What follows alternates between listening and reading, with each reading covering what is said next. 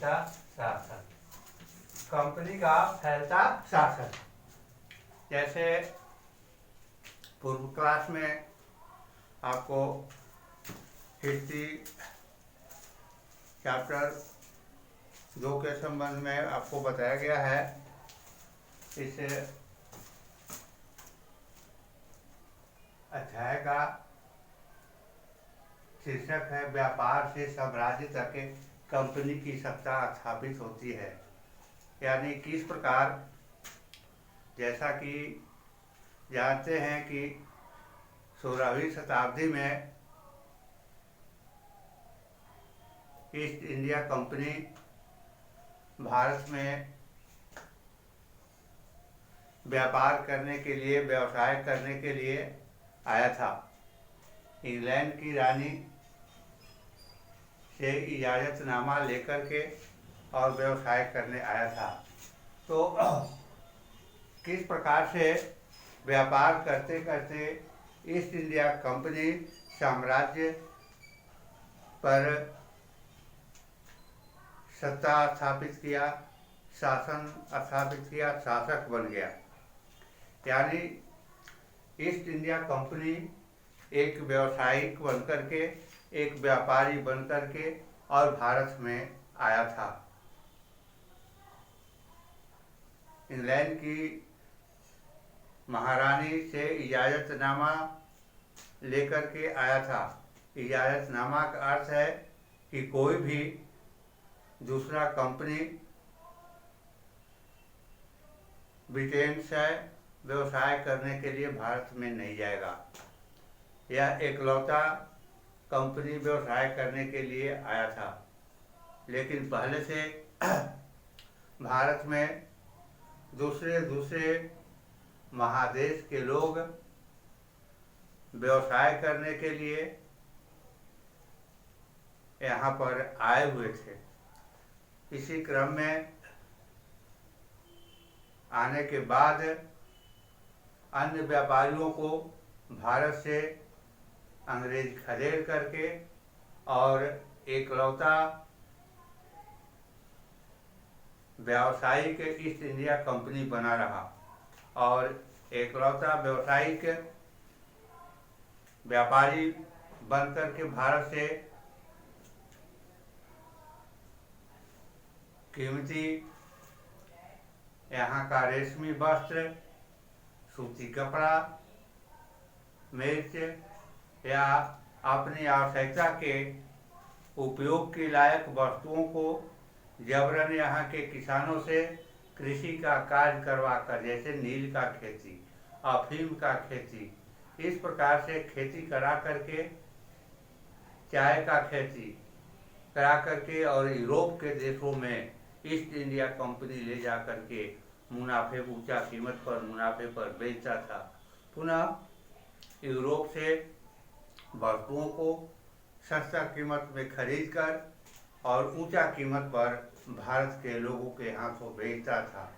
इस प्रकार से ईस्ट इंडिया कंपनी भारत में व्यवसाय करते करते भारत से अच्छा लाभ अर्जन किया और लाभ अर्जन करने के बाद धीरे धीरे यहाँ के साम्राज्य हासिल करने, अपने कब्जे में करने का भी कूटनीति करना शुरू किया। वह कूटनीति था, पहले भारत जो देश था वह एक सर्वोच्च शासन किसी के हाथ में नहीं था। आज जिस प्रकार से पूरा केंद्र सरकार जो शासन करती है, इस प्रकार से शासन व्यवस्था नहीं था। उस समय सैकड़ों राजाओं के अधीन में पूरा भारत का भूभाग बटा हुआ था और प्रत्येक राजा महाराजाओं के बीच आपस में ईर्ष्या द्वेष भरा हुआ रहता था। प्रत्येक सीमा को लेकर आपस में राजा लोग झगड़ा करते रहते थे। तो पुनः ईस्ट इंडिया कंपनी इन राजाओं के क्षेत्र में झगड़ा में हस्तक्षेप करना शुरू किया। दो राजाओं को लड़ा करके और एक राजाओं को सहयोग करके और पुनः उस पर अपना अधिकार जमा लेता था। अब इस तरह से धीरे धीरे क्रमिक रूप से ईस्ट इंडिया कंपनी अब शासक बनने लगा और धीरे धीरे बंगाल, कोलकाता, इस तरह से प्रेसिडेंसी को, रियासत को अपने कब्जे में करता चला गया और एक के बाद दूसरा, दूसरा के बाद तीसरा, कुछ राज्यों को अपने अधीन में कर कर पुनः उसी रियासत के, उसी क्षेत्र को, व्यक्ति को राजा बनाता था शर्त करके। शर्त यह रखा जाता था कि राज्य से साल में इतना पैसा आपको देना है और उसके बाद आप शासन चलाते रहे। उतना पैसा नहीं देने पर पुनः उस राजा से भी रियासत छीन लिया जाता था और छीन करके दूसरे राजाओं को दे दिया जाता था। इस प्रकार ईस्ट इंडिया कंपनी धीरे धीरे करके और भारत के विशाल भूभाग पर कब्जा कर लिया था। सैकड़ों वर्षों के शासन काल में भी ईस्ट इंडिया कंपनी भारत के संपूर्ण भूभाग पर कब्जा नहीं कर पाया था।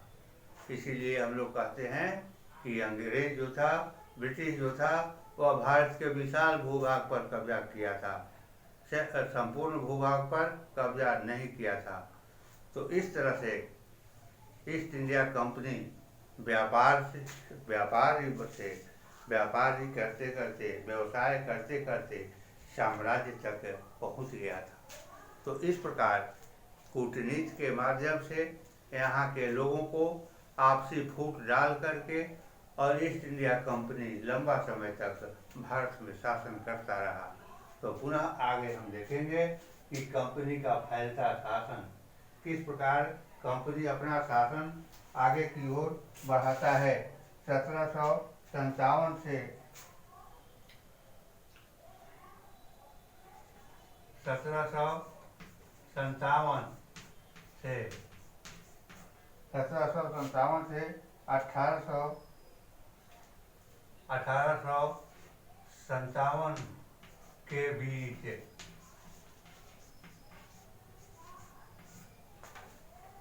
कंपनी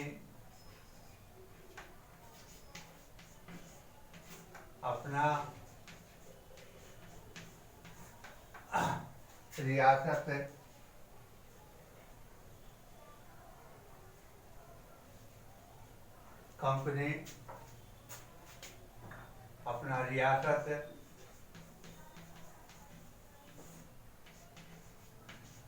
क्षेत्र का विस्तार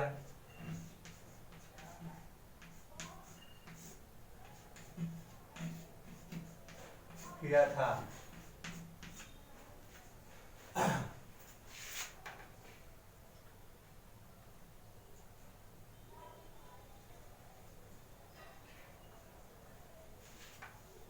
सहायक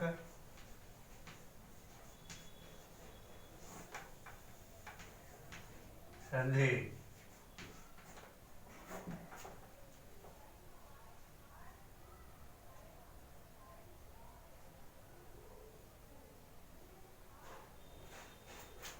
जो रियासत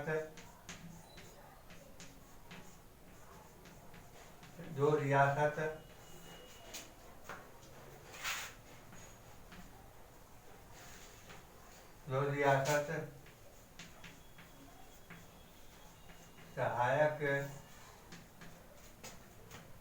संधि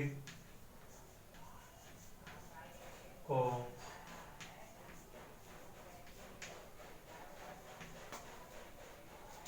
मान लेता था, उसे उसका सुरक्षा का जिम्मेवारी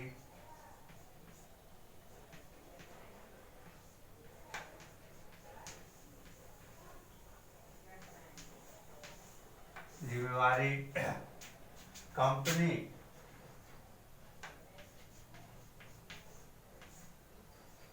पर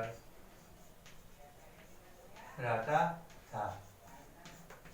रियासत को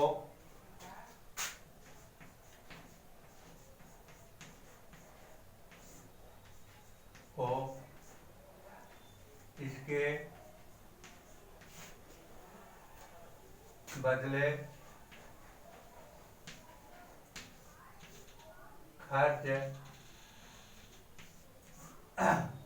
खर्च देना पड़ता था। खर्च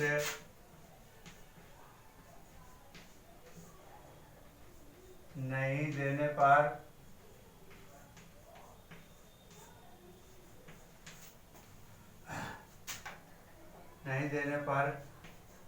रियासत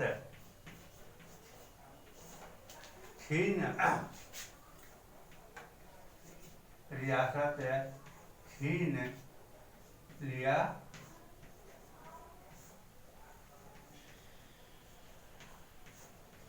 जाता था। तो इसको हम लोग याद करेंगे। सहायक संधि। सहायक संधि किसे कहते हैं?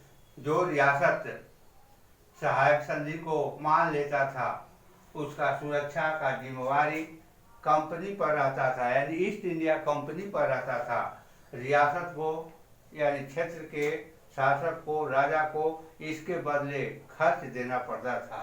खर्च नहीं देने पर रियासत छीन लिया जाता था। इस प्रकार का व्यवस्था ईस्ट इंडिया कंपनी ब्रिटिश ने भारत में किया था।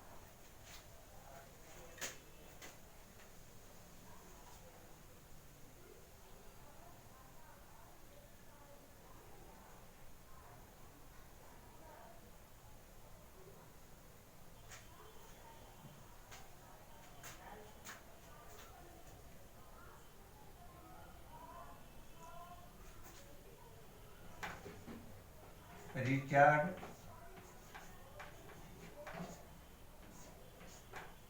वेल्जी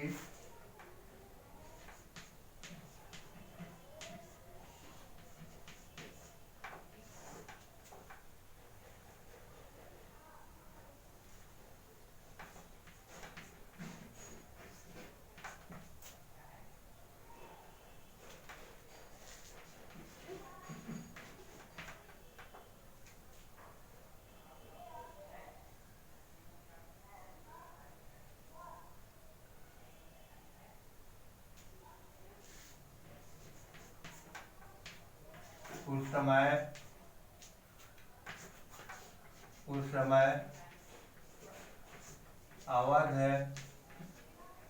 अवध के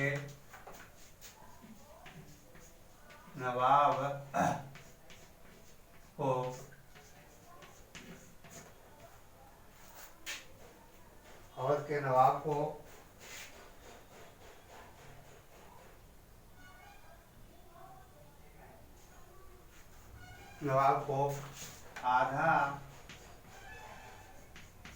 इलाका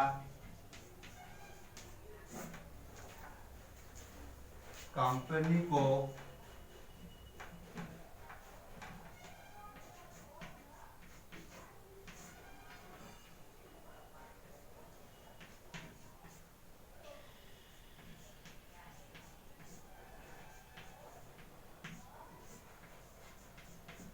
पड़ा था।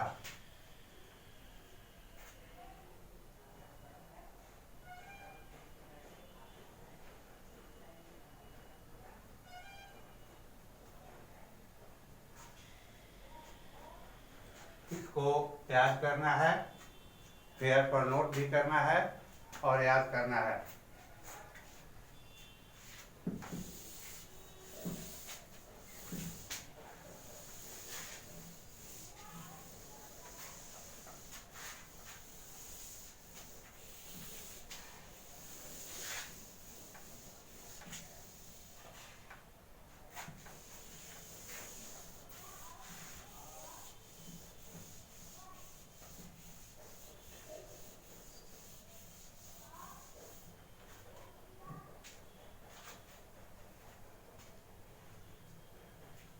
हैदर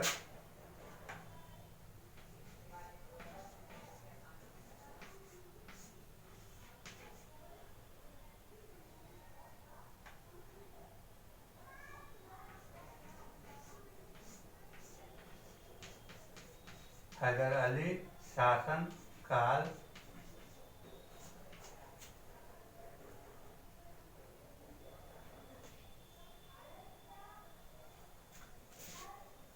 1761 से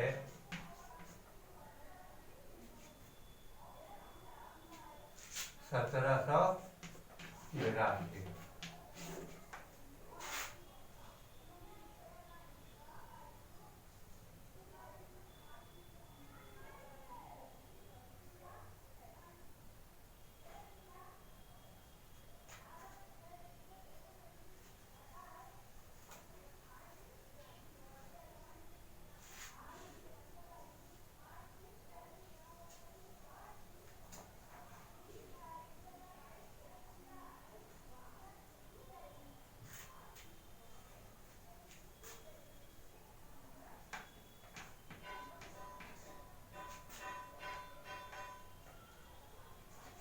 जिसे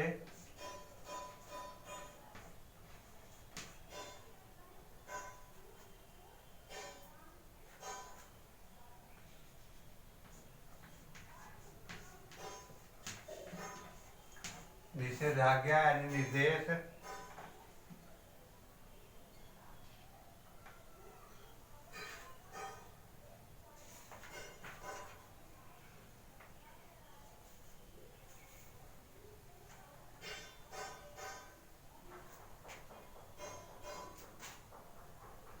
को याद करेंगे।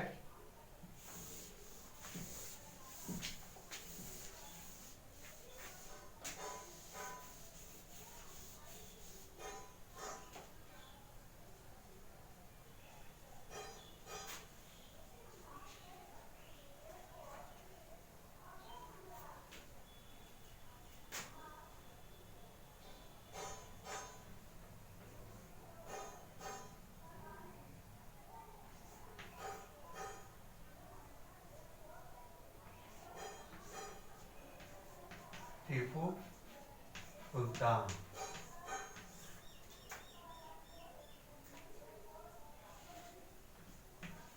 शेर ए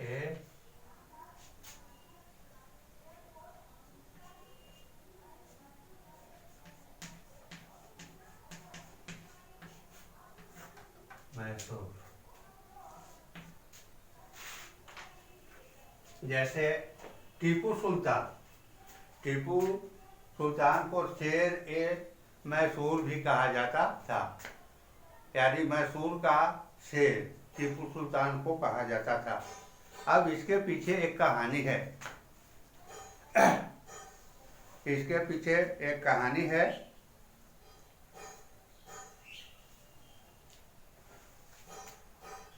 कि टीपू सुल्तान पहले के राजा महाराजा लोग जंगलों में शिकार करने के लिए जाते थे।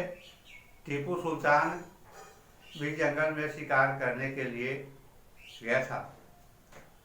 टीपू सुल्तान अपने साथ शस्त्र और तलवार भी रखता था। एक शेर का शिकार करने के क्रम में उसका बंदूक मिक्स कर गया, तलवार भी नीचे गिर गया था। शेर टीपू सुल्तान के नज़दीक आ गया और इसी क्रम में टीपू सुल्तान बिना शस्त्र के और शेर से लड़ना शुरू किया। अंत में टीपू सुल्तान शेर को पटक करके पराजित किया, पुनः तलवार उठा करके और शेर को मार दिया। उसी समय से टीपू सुल्तान को मैसूर का शेर कहा जाता था, यानी बहुत ताकतवर, बहुत हिम्मत वाला टीपू सुल्तान था।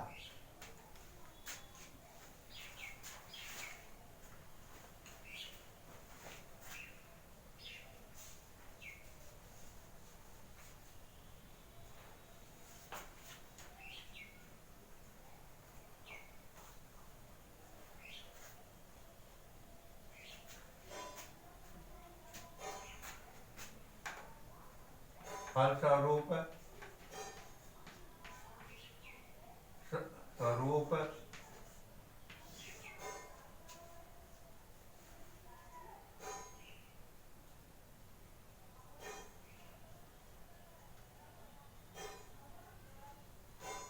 फलस्वरूप महसूल के साथ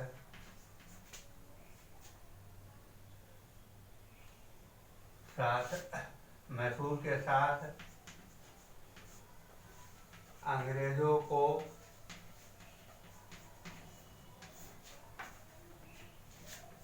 चार बार युद्ध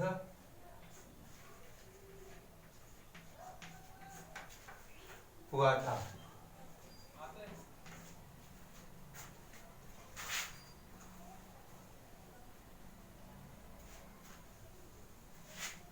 और 1767 से 59। दूसरा 1780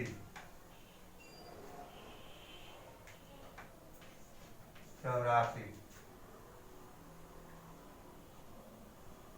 1790 से 92।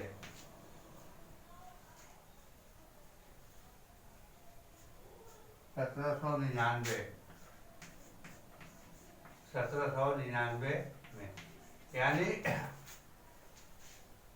टीपू सुल्तान के साथ, यानी मैसूर का राजा टीपू सुल्तान के साथ अंग्रेजों को 4 बार युद्ध हुआ था। और अंतिम युद्ध में 1799 में जो युद्ध हुआ था, उस युद्ध में टीपू सुल्तान पराजित हो गया, टीपू सुल्तान को मार दिया गया।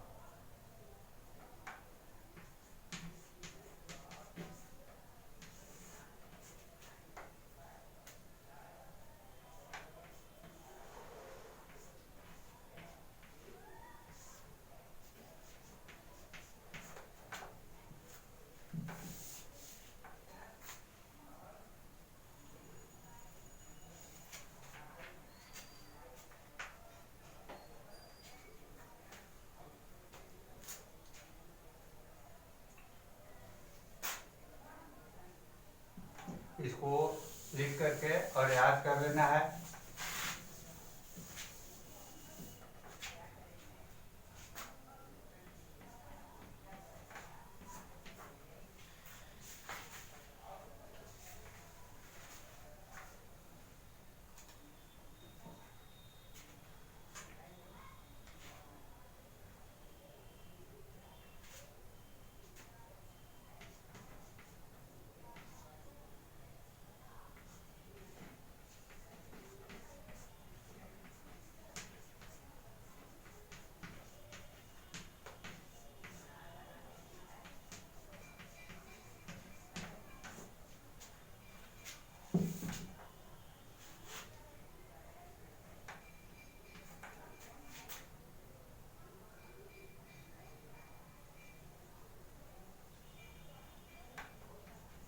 दीवानी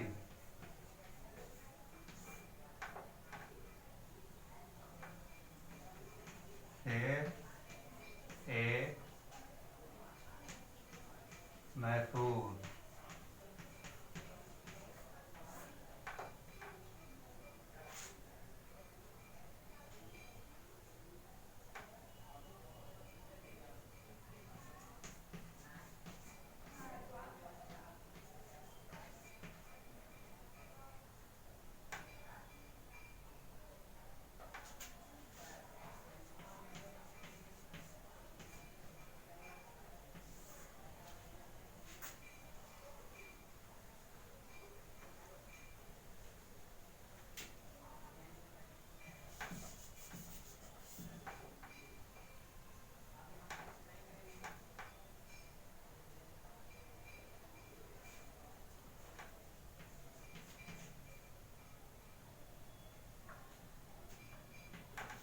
का ही।